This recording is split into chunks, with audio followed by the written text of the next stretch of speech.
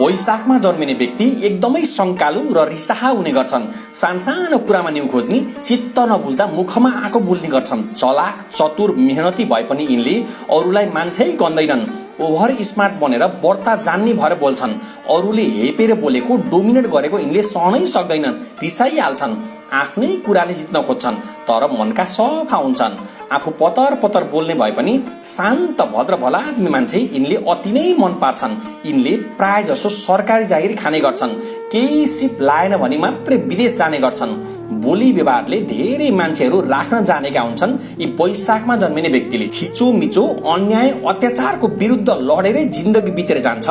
वैशाखमा जन्मिने व्यक्तिको यिनीहरूको भाग्यमा धेरै धन सम्पत्ति हुने गर्छ, तर यिनलाई माया गर्ने मान्छे सबै स्वार्थी हुन्छन्। नेतृत्व गर्ने क्षमता बढी भएको हुनाले वैशाखमा जन्मिने व्यक्तिलाई प्रशासन, राजनीतिक क्षेत्र अत्यन्तै फाप्ने गर्छ।